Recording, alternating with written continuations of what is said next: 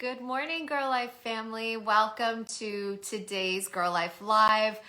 I'm psyched to be with you. I'm psyched to welcome all of our new members, so many new members coming into this Facebook group. And it's so lovely to see you all and to learn more about each and every one of you. So I hope that we get some people live and participating in today's topic. This topic is something that I feel like has been with me since I was a little girl, and I needed to work through it. I needed to work through it on my own to figure out exactly what it meant to me and why I'm bringing it to you guys, because as we all know, 2020 has been a year that has been messy. It's been messy. It's encouraged us to sit with ourselves and get real with ourselves and understand why we do the things we do. It's been a lot of introspection for most of us. Good morning, Karina. Good morning. Hi, Jen. And so I really want to dive into it. And before we go into the topic, I want to thank you guys so very much for being a part of this community. As I look back on the last year, honestly, one of the top things on my gratitude list is you. Is this beautiful community that we have created together, is the connection that I feel every time I'm on a Zoom call with our facilitators or a GiRLiFE Live with this beautiful family. Whatever it is that we do, I am so very grateful for each and every one of you. And I hope in 2021 you will continue to hang out with us and continue on your own growth journey and being a sister in this group. So thank you, thank you, thank you. So on to our topic for today, coloring outside the lines. I want you to consider this live as your permission to start coloring outside of the lines. What do I mean by that? Well, I feel like ever since we were young, we would be given, let's say, a coloring book, and we would be taught to color inside the lines and to not go outside the lines and to do it exactly as it was laid out for us. And that if we weren't coloring inside the lines, something was off. I know that that is very true for my generation, and that is something that I really, really experienced. And as a young girl, and of course we're using coloring inside the lines as an analogy for so many things, and that I will get into more. But I know as a young girl, I couldn't color inside the lines. That just wasn't me. Like, first of all, I have like a tremor in my hand. I have very shaky hands. So there was no way I was coloring inside the lines. I mean, in my adulthood, that goes to, I never follow a recipe. I can never follow a recipe to the T. I don't have like the patience for it. I'm more of a visual person. I like to watch videos of recipes, and I like to get creative in the kitchen. But so many of these things as young people, we are taught that it has to be rigid and it has to be a certain way. And that if it's not that certain way, that it's the wrong way. And so I encourage each and every one of us, with women on a mission to empower ourselves first and foremost, and then to take that empowerment to the girls in our lives, in our communities, to encourage our girls to color outside the lines. I want to encourage you to ask yourself, in those coloring books where we were encouraged to color inside the lines, for those of us like me who colored outside the lines, what would happen if we removed the lines? Think about that. If there were no lines on that page, or if we could just magically remove the lines and see what we had created, even when we weren't coloring inside the lines, wouldn't that also be a masterpiece? Wouldn't that also be a beautiful creation? And that's what I want to encourage us each to do. It doesn't mean there shouldn't be rules and laws. That's not at all what I'm saying. But what I am saying is that in our creative lives and in our personal lives, there is still so much beauty from thinking outside the box, from finding another way to do the things that we've been taught traditionally need to be done a certain way. I remember when I was growing up, my dad would teach us how to organize the dishwasher. And if something was off in the way that we put stuff in the dishwasher, he'd call us over and be like, look, and I still catch myself doing this with my kids, But then I remind myself there's more than one way. And guys, bear with me because these are all analogies, but there's more than one way to load a dishwasher effectively. There's more than one way to come out with clean dishes in the end. Okay. So this is my offering to you, is for you to encourage yourself, especially as we move into 2021. Embrace the mess and know that the mess is actually part of your journey. It's actually part of you getting to that next phase of your own evolution. And just because someone says it's got to be done a certain way doesn't mean it does. And if you're part of this community, you know I'm always here to encourage you to do things in your way, to do things in a way that is real for you. And what happens, the gift that comes from doing it in your own authentic voice, is that you find your people. Whether you're looking for an audience because you're in business, or you're creating girls empowerment workshops, or we're talking about finding your people in the world, like your tribe, your group of women who support and love you. The more you can lean into doing things the way that you do them, the more you're showing up with truth in the world. And I am so excited to see these comments because I want to engage today. Kiran is saying, I was raised this way too. My mom had her way of doing things, and that was the only way allowed. I have to be very mindful of not doing this with my daughter because I catch myself all the time. Kiran, I catch myself all the time too.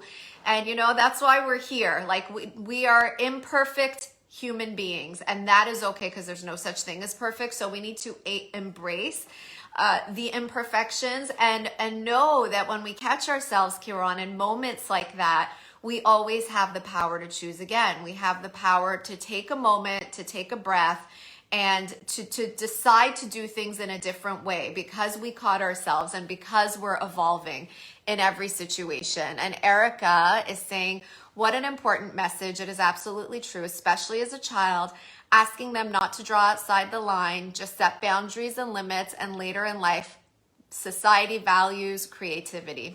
Yes, absolutely, Erica. It is so very true. And we want to create a future generation of girls who are going to fit out. I think fitting in is no longer in, okay? If you want to talk about what's cool with our young girls and with our next generation of girls, fitting in is no longer cool. Doing things just to fit in is not cool because you are stunting your growth and you're taking away a part of your very essence that the world needs. So fit out. Let's encourage our girls to fit out. And that doesn't mean they need to do bold things just to fit out. It just means that they are comfortable in the knowledge that if they are doing things differently, it doesn't mean that they're doing them wrong, okay? In fact, they're doing them very, very, very right. And the more that we can embrace this, the more we can normalize this. Now, I'm going to be talking about all the different steps that I have for this method on the podcast. If you haven't checked it out, I definitely want you to. I am so very proud of the Empowering Her podcast. We are 21 episodes strong, and we have a beautiful, beautiful following that's come from all of you, and I so thank you for that. But if you haven't checked it out, check it out, because I'll always bring you a theme on GiRLiFE Live, and then I will expand on it in the podcast as well, so that we can get even more of the lessons that we are sharing here today. But I am going to talk a little bit more about this, and I want to hear from you guys because I want to know that I'm not alone in this. I want to know that you're feeling and thinking the same thing, and that maybe together we can find a way to embrace coloring outside the lines and normalizing coloring outside the lines and doing things in our own unique way. So we talked about fitting out. We want to talk about thinking outside the box and knowing that there's no one way to do one thing. So, you know, how do I really, let's think about coaching, the coaching world. Tony Robbins is one of the best coaches out there, right? He has been recognized as one of the best coaches out there. If I were to say to myself that I can't be a coach like Tony Robbins, and so I won't be a coach, then I would be robbing myself of what it is that I love to do. And I would be robbing my clients of the opportunity to work with me.